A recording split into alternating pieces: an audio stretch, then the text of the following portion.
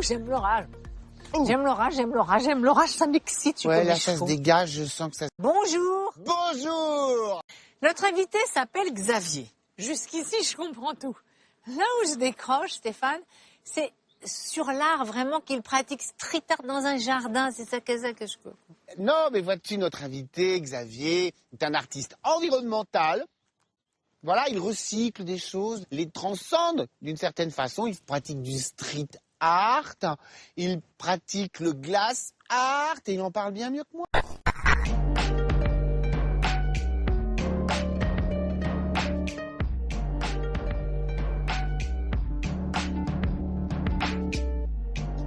Bonjour Xavier. Bonjour.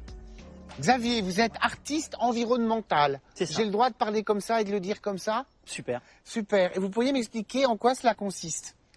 Alors, il y a deux systèmes d'environnemental. Il y a l'artiste qui va travailler avec exclusivement l'environnement, ce qui me concerne relativement, et également avec son environnement. Ce qui fait que je vais travailler aussi bien en nature qu'en ville, par exemple. Et je suis un artiste qui travaille avec la nature, pour la nature, des choses qui viennent de la nature ou qui ressemblent à la nature.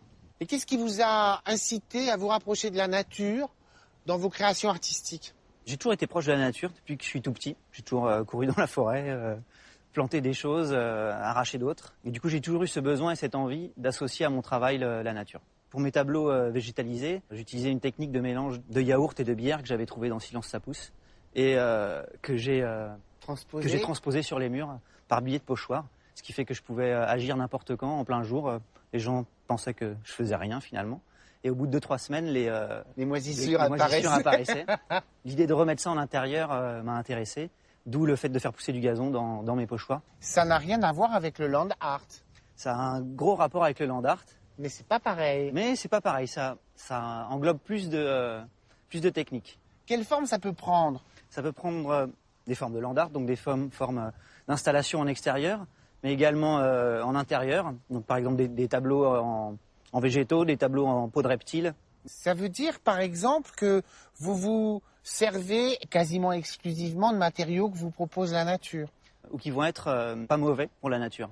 Par exemple de la peinture biodégradable, des peintures que j'ai fabriquées moi-même à base d'argile, qui vont me permettre d'écrire au sol ou d'écrire sur les murs sans pour autant les dégrader et qui partent avec une pluie. Ou des matériaux que je vais transformer. Donc par exemple des feuilles que je vais choisir suivant la période pour leur couleur. Je vais les passer dans une centrifugeuse et avoir du jus de feuille qui va me permettre d'avoir une couleur assez spéciale. Ça veut dire que vous travaillez dans l'éphémère? Je travaille pas mal dans l'éphémère. C'est souvent la photographie qui va faire tenir mes créas. Mais j'ai trouvé un palliatif par exemple pour mes tableaux en gazon en utilisant des matières stabilisées. Donc c'est des plantes vivantes desquelles on va enlever l'eau, la sève pour la remplacer par de la glycérine.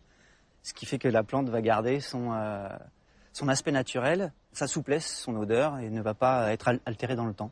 Et c'est une manière de faire rentrer dedans ce que vous faisiez dehors. Exactement. Ça peut être ce genre de création, effectivement. Ça, c'est sa vraie couleur? Ça, c'est quasiment sa vraie couleur. Ouais. Il a été légèrement teinté, d'après mon fournisseur. Et il en existe des blanches, des roses, des vertes. Et ça, c'est un lichen, donc, qui vient de loin, quand même. Il arrive de Scandinavie.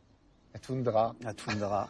C'est là où le lichen est un peu plus épais que chez nous, quoi. C'est comme un pochoir qu'on aurait mis sur un mur, sauf que ça laisse à croire que le végétal veut s'en échapper. C'est ça. J'avais envie que justement cette nature reprenne un petit peu ses droits ou donne cette impression-là. D'où l'idée du pistolet aussi, même si c'est celui d'Indiana Jones, donc petit hommage au cinéma. Ça reste la nature qui prend les armes quelque part et qui essaye d'avancer. Et je trouvais ça rigolo et intéressant. Est-ce que vous pouvez par exemple faire le même pistolet avec un petit gazon très rare et ça va vous intéresser que le gazon pousse et que les petits poils sortent Oui, tout à fait. Je fais les deux en fait. J'ai commencé avec le gazon naturel. Le tableau va évoluer durant toute une exposition par exemple.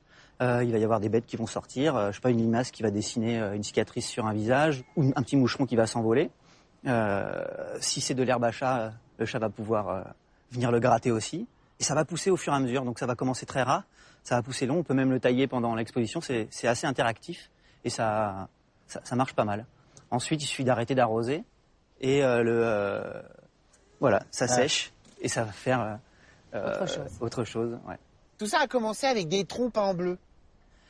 Pendant mes UV, j'avais proposé ça, des arbres peints en bleu à l'époque. Et c'est quelque chose qui m'est resté. J'ai continué à faire évoluer et je les peins avec des peintures biodégradables, ce qui permet de les installer un petit peu partout, aussi bien sur un lac que sur la plage ou en montagne, sans avoir une atteinte sur l'environnement. Vous êtes installé à Biarritz. Je suis installé Et à votre Biarritz. atelier est quand même assez particulier. Ouais, j'ai la chance d'être aux ateliers des serres de la Milady à Biarritz. On est un petit collectif d'une quinzaine d'artistes qui travaillons dans les anciennes serres Gélos.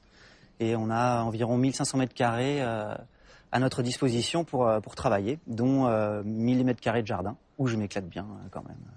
Merci Xavier. Avec grand plaisir. Merci à vous. Merci Xavier, j'espère bien qu'on ira vous voir au Ce Pays serait Basque. vachement bien. Vous nous accueillerez? Ouais. Land Art d'automne, Land Art d'hiver, 2 ouvrages de Marc Pouillet aux éditions Plume de Carotte.